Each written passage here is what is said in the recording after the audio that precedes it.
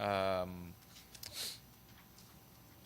what is the status of the implementation of the law, particularly important provisions of the law.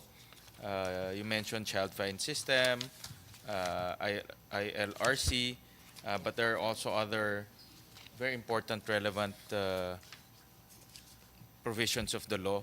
I think we should discuss that just to put that on record. Yes, Mr. Chair, we have already presentation for that. Okay, let's proceed with that so that everyone Okay. will be guided. So I'd like to share you also the status update on the implementation of Republic Act 11650. So the first question asked of us is what progress has been made in implementing the RA 11650 since its enactment in 2022, actually March 11, 2022. So next slide, please. Mr. Chair, we have to inform you that we have already drafted the implementing rules and regulation. It was signed actually on July 18, 2024. However, we are still awaiting for its publication. So we were told by LLO that the publication is going to be within this week. At first, it was December 2, so we have yet to find out whether it has already been published, Mr. Chair. And then we have already drafted also the multi-year roadmap for 11650. But of course, we still have to wait for the issuance or the publication of the IRR for us to be able to finalize this. In fact, we have already submitted a call for the membership of applications to the advisory committee for education of learners with disabilities.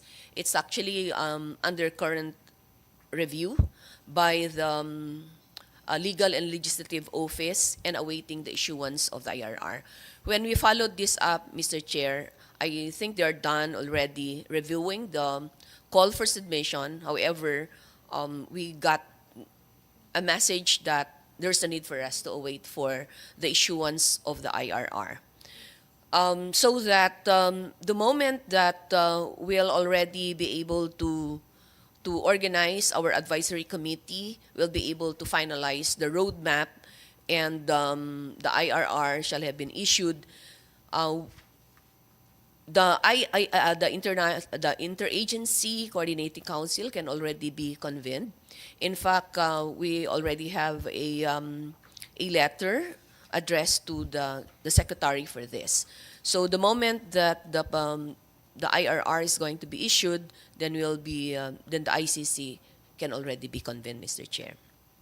And then it's also important to mention that we're able to hire also already personnel for the secretariat for RA 11650.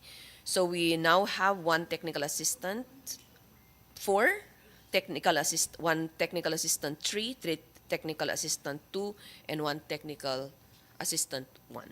So the secretariat is now functional. They're working with us, particularly for some other requirements of the law. In the next slide, it shows us actually the policies that we were already able to develop, but of course we cannot finalize this until such time that we're able to we cannot issue this unless the IRR is going to be issued, because some of these policies make reference to the IRR, Mr. Chair.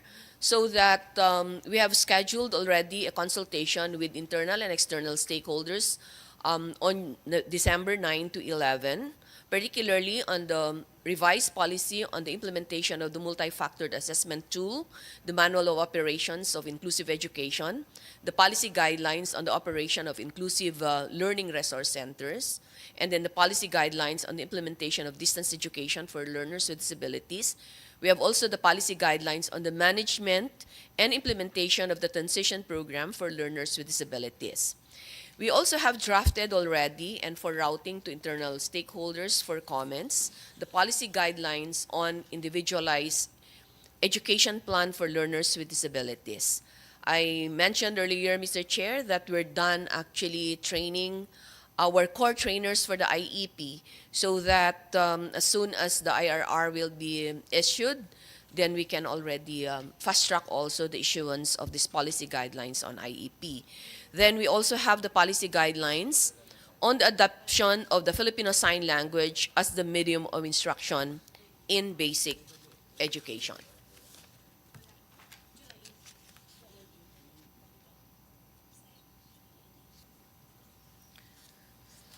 So, Mr. Chair, those are the policies that we have drafted ahead, even without the issuance yet of the IRR. And then, as to the provisions, we listed down, Mr. Chair, some of our accomplishments per provision of the law. Next slide, please.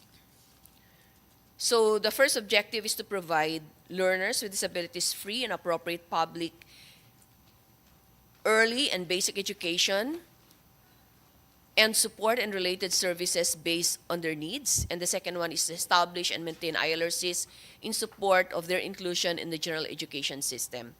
So it's important that we have to mention, Mr. Chair, that we are providing free basic education to 295,666 learners with disabilities. Program support funds are also provided for the assessment and participation of learners with disabilities to co-curricular activities for the procurement of assistive technology and devices and immersion programs. And then I already mentioned about the conversion of 32 SPED centers into ILRCs covering fiscal year 2021 to 2023. And then we also downloaded funds already for the conversion of 21 SPED centers for fiscal year 2024, Mr. Chair. So for fiscal year 2024, we have 21.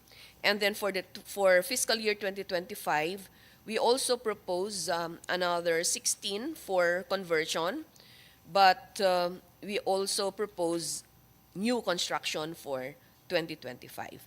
And then included in our budget for 2025 is actually the hiring of the some members of the multidisciplinary team for the 32 ILRCs. So these are all programmed in 2025. Next slide, please. On the objective to provide learners with disabilities access to general education system through formal school systems, including the implementation of alternative delivery modes. So we have developed policy guidelines on the implementation of distance education for learners with disabilities, and it's now for refinement and consultation with stakeholders by the second week of December.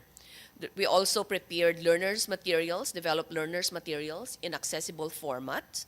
And then there's the provision of assistive devices and gadgets. In fact, the budget of this, Mr. Chair, forms part as eligible expenditure in the program support fund that we have downloaded, and of course, the transition program. We already have a curriculum for the transition program. So what we're finalizing and about to be issued is the policy guidelines on the implementation of the transition program, Mr. Chair. Next slide, please.